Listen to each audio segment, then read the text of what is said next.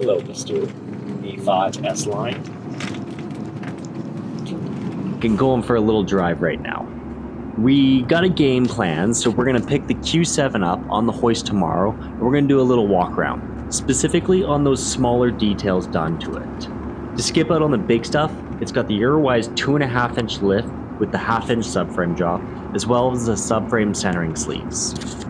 It's got poly lower control arm bushings and the billet rear toe arms.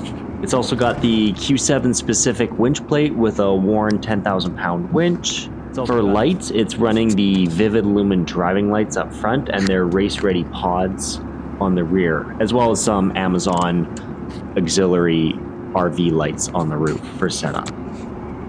So let's wrap this clip up and I'll see you in the shop.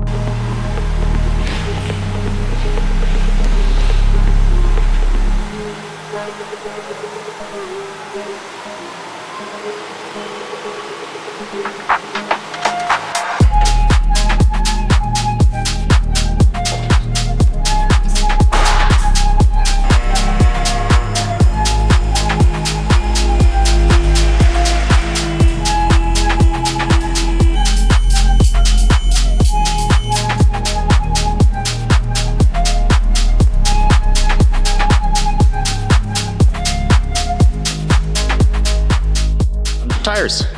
Goodyear Duratrax 275/70 R18. These are the LT tires. We had the Toyo Open Country AT3s before, and they were great tires. A couple trips on the Dempster Highway, wore them down. I mean, nothing against the tires, that's 4,000 kilometers, so that's asking a lot from them. These ones, I think I'm at 20. I gotta be about 20,000 kilometers on them.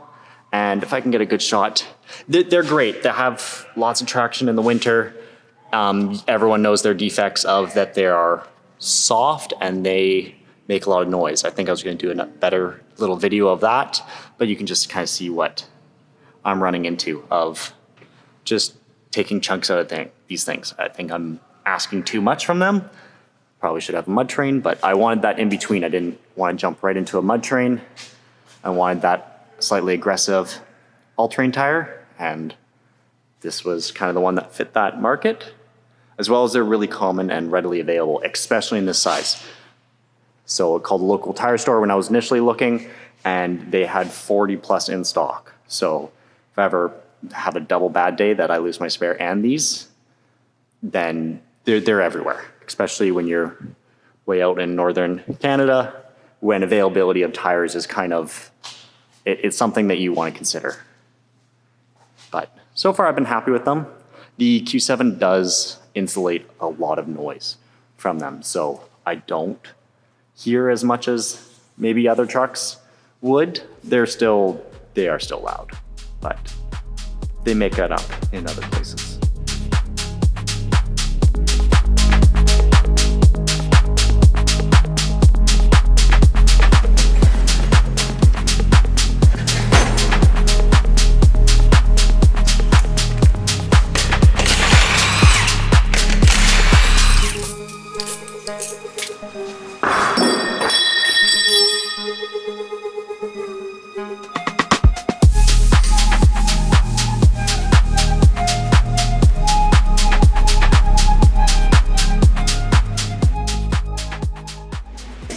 So one of the first things you'll notice when you get these things up and you're looking at the fender liner and everyone's always like, oh, just take a heat gun and just deform them if you're getting a little bit rubbing.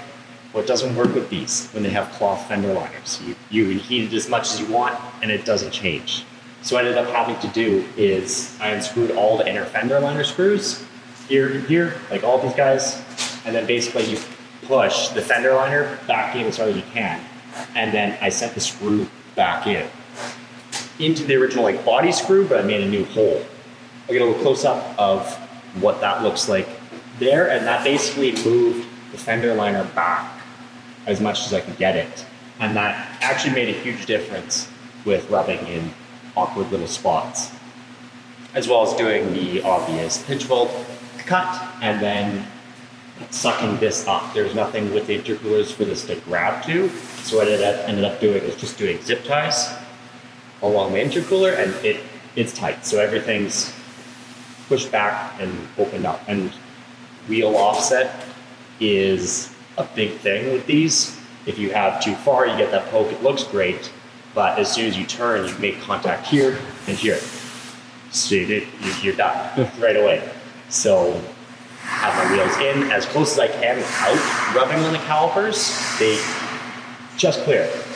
And that's gotten me basically to this size with just a 2.5-inch lift. Here's a little bit more of a close-up shot. You can see where the original hole would have been. Same as over here when the fender liner got pushed and readjusted. You can also see this is kind of your big obvious one. It's about 2 inches back. And then the pinch weld cut, a little bit of trimming on the liner, and then slipping this liner on the back side here of this. It normally used to sit up here and then push that back. So it is pushed right against the body here. You also notice that these fender washers, the factory screws, have a nice washer built into them. This would have been all of the original ones.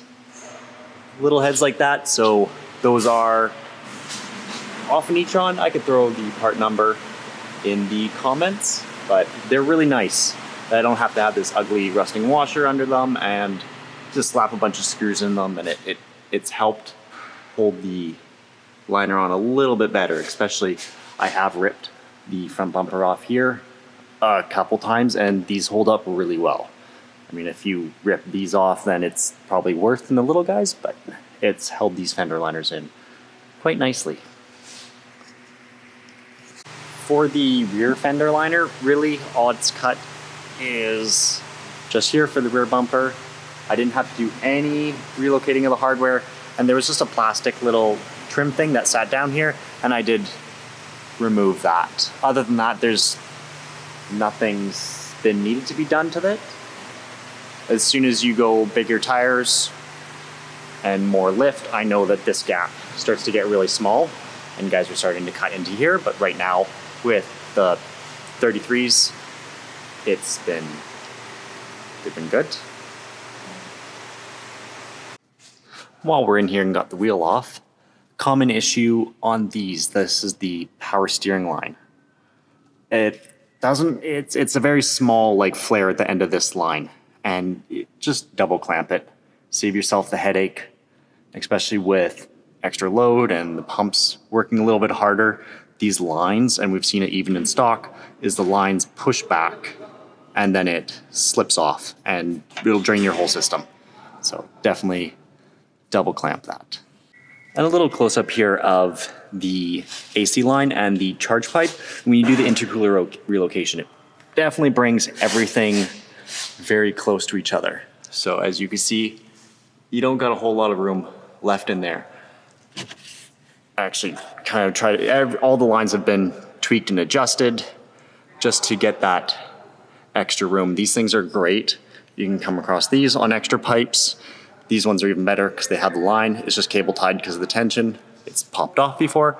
You can just stop rubbing of lines and losing whatever they're holding.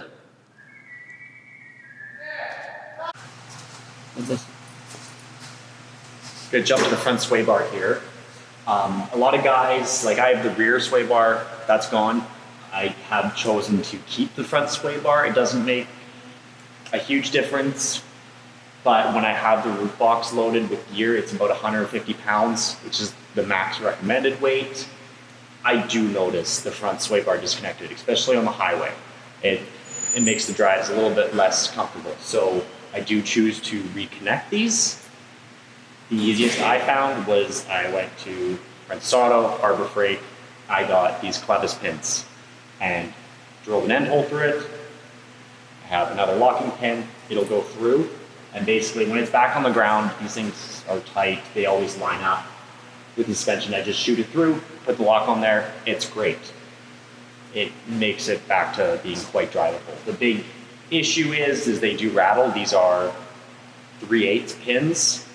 Kind of hard to find a 10 mil, and these are 10 mil holes, so there's a slight gap, and they rattle over bumps. So around town, I actually don't connect it, but as soon as I go on the highway, I throw them on. It makes the drive way nicer. And here's a quick little look of them installed. They're easy, they're cheap for what they are.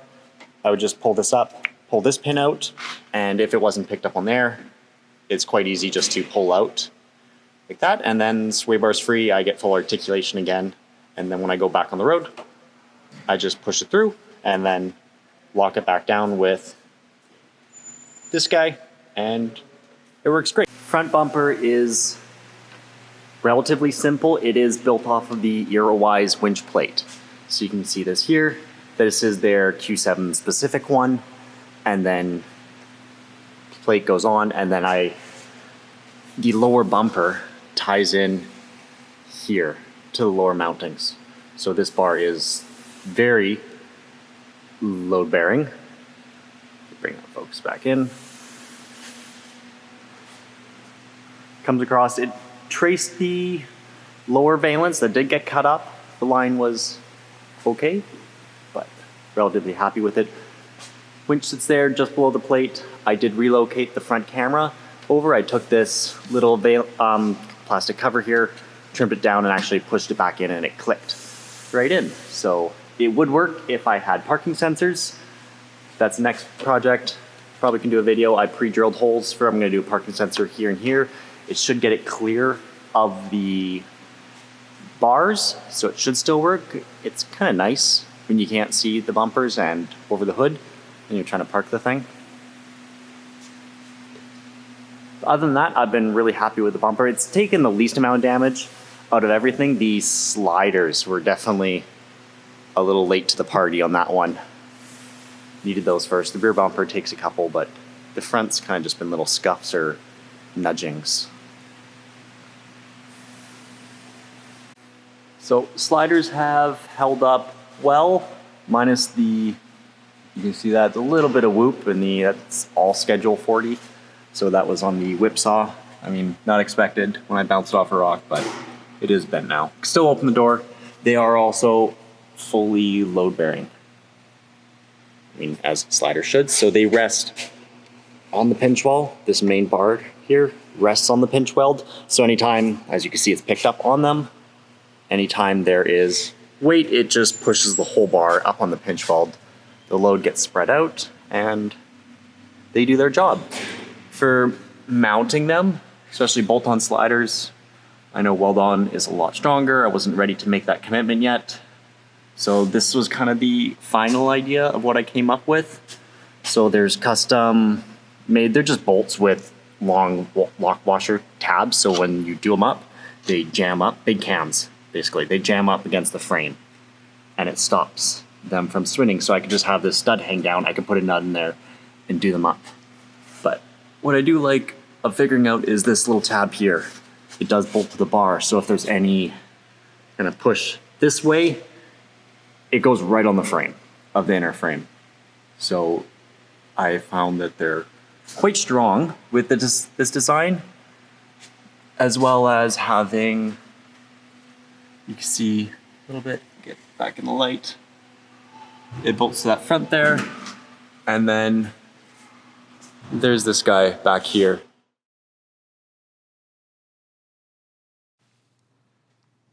Quick mention on paint, so this is pour 15. Was pour 15. I did do it all they recommended with the etching on the bare steel, and then doing the multiple layers, and then the clear coat over it, or black over it, and it held up until you start hitting it, and then as soon as it gets a little bit of a gap, it just starts to peel off, and you can see all of it is just flaking and peeling off of every point it got hit. Ends up being just going back to rattle can. So what I was getting here is, if you need a reason why, you do sliders. And when I meant they were late to the party, yeah, that I felt that one. So body is crushed up, door is bent, as well as a big old hole in it. So you need incentive. Why? You do sliders first. That should be it. So the underside has definitely taken its fair share of bruises. I do find it funny that I still have been managed to keep the plastic trans cover on this thing. I don't know how. It's like hopes and dreams that this thing's held onto. There's always stuff jammed up in this thing. I've ripped, if I can get a good shot of it, that connector out. It's a good time. I've AdBlue injector. Yes, this thing still has full emissions. That's a new to me AdBlue injector after somehow a stick got up there and ripped it off. You can see the exhaust has seen some better days. It is gonna get some work soon here, but right now it's still happy. So again, I made these gas tank skid plates. As you can tell, they're bent already. It is pushing, this is just the AdBlue tank up here, and then this is the gas tank over here. This is about, with these runners, this is about a 1/4 inch stick. I didn't do it on this side. I will be taking this tank off, skid plate off, and redoing this design on it. I think, like going forward, these were just flat tabs. I did when I made this up, this was pushed flat against the tank, and then these tabs are made. So it basically just rests and stopping punctures of anything from coming through. They've done a lot. These definitely have the hardest time. If you're looking for a first mod on these things, I would definitely do gas tank skids. They hang down the lowest. They see everything that you don't see. It would be a good idea to cover these up. And then sliders. These are longer bodies with soft sills. As you can see, the frame is on the inboard, so it ends up, your sills just get a pound. Coming around to the back here, there's not much done as far as the suspension. These are the Eurowise Billet High Clearance tow arms. As you can see, I've hit a lot of stuff, so when these came out, definitely snagged down. And they've been great. I did add the boot covers, and I know they do sell them with the boot covers now, which is a great option for the Heim joints to keep them covered up nicely. Got lazy, didn't want to do a big cutout all the way, and especially with the Q7 design, I can show a zoom in over there. It makes it quite awkward. As you can see, the other cars they bump an exhaust tip out, and there's not much room here on the Q7s. So easiest, and especially when I have full emissions, this thing's really quiet. So this is a SQ5 from like a 2018 turn down tip.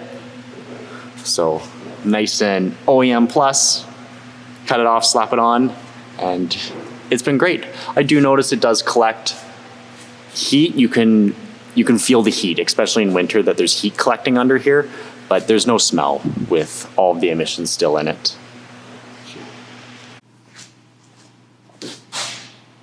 So for the underside of the rear bumper here, I've seen this design before and I thought it's wicked. It's such a smart way to do it. This crossbar is bolted up to where the rear sway bar used to go. It definitely makes this whole rear beam quite structural as it's bolted to the subframe. The only downside about doing this, which I'm running into, is you're locked with your subframe drop height. So I do have the 1/2 inch subframe drop for the 2.5 inch lift. But if I want to go more, I can't, because the bar would have to come down to bring the subframe down, and it's bolted to the rear bumper. It's all locked together. So that's something to lower the rear more. I'm going to have to cut the bar out and remake these and this at a lower level.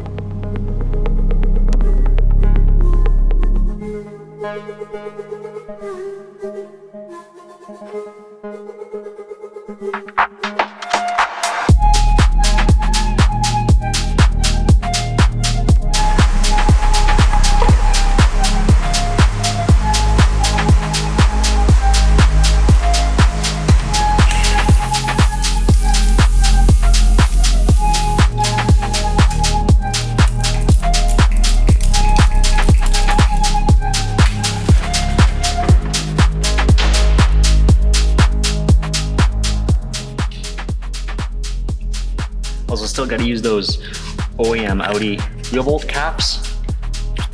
I kind of like them as a security thing, knowing that someone's not gonna be able to get a socket on them, or it's really gonna slow them down to take them off, but it also finishes off nicely. So as far as underhood goes, it's nice to stock.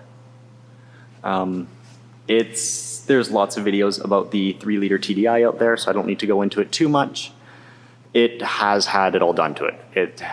It's had the upper pan reseal, and then when I did that, I did all of the extra little bits and little coolant pipes and all of that stuff. There's a couple little things like the coolant bottle and water pump down there that I still got to do, but chains and all that stuff have been done. Still the stock fuel filter. I have tossed around a couple ideas about changing that up. Really all I'm doing is just changing it every 15,000 kilometers just for bad fuel. I've seen what's been in my jerry can and it's gross, so change that up. This is kind of had some wiring. Well, we're gonna get some better light first. And then there was light. There we go. So power jump box. This is how I teed into everything. It's right fed from the alternator on this side, and then battery power on this. It's really high. It's big cable and big load capabilities. So this is just a 40 amp fuse. This goes into this box. This is where I have all my relays for my aftermarket lights and wiring. It's just a nice little convenient spot tied off of this spare back bracket here. It's just clean and tidy. I thought it was nice, and it's a nice serviceable spot. All I have to do is just unscrew the little 4 screws, and I can gain access to it.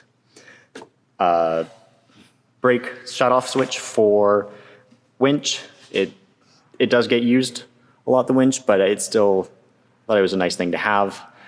I did cut a little access point into here. You're probably not gonna see that because it's not gonna focus, but I just reach in here and I can turn the clutch pulley, so I can freewheel the winch out, and then just down there, cut the lower grill out nice. It works. It's got its money worth. Let's put it that way. So the interior is nice and stock and Audi. It's always plush. It's easy to do long road trips. But what I would like to show you is, if we're going to focus, maybe not, how I did the lights. This is the factory sunglasses holder. I don't know what's with this car. I have a Q5 as well, and I can fit normal sunglasses in it. This Q7 one, you can see, it's absolutely teeny. It's hilarious for a vehicle this size. But found a great use for it. Bent a little ABS plastic, and then these are my 3 switches. So these are roof lights. You can probably see that. Blast some light over there. Or not. Roof lights. Driving lights, they are wired to my high beams, so I have to have my high beams on, and then I can turn on my driving lights, as well as this guy back here is my radiator fan bypass. So if we start it up, might be able to hear it. We'll turn it on.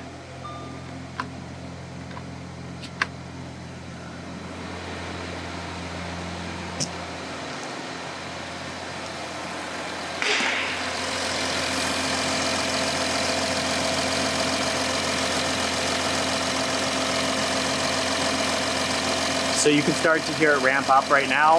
It takes a couple seconds, and it's going to get quite loud.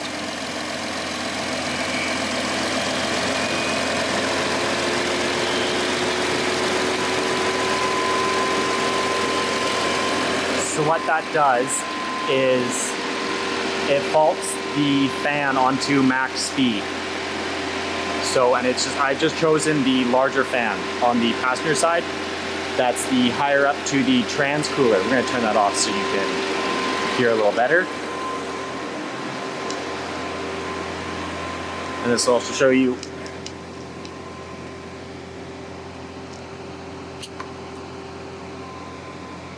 turn it off there. You can hear as soon as that is restored, the communication's restored, the fan turns down.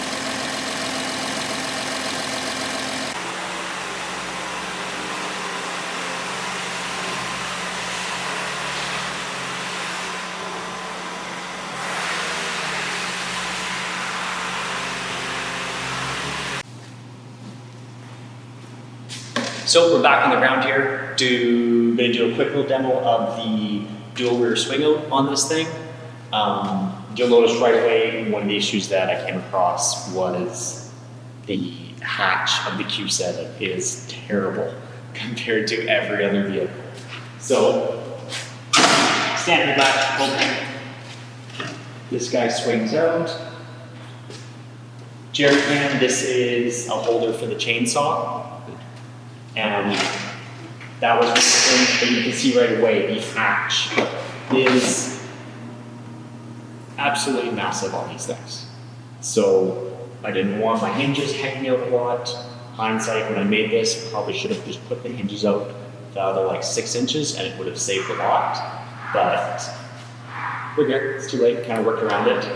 But it's been great. I didn't also have a gate that's like 12 feet long for how big this is, so the dual swing out has been a great option. And then we just unlock that. This is our lock. I broke it.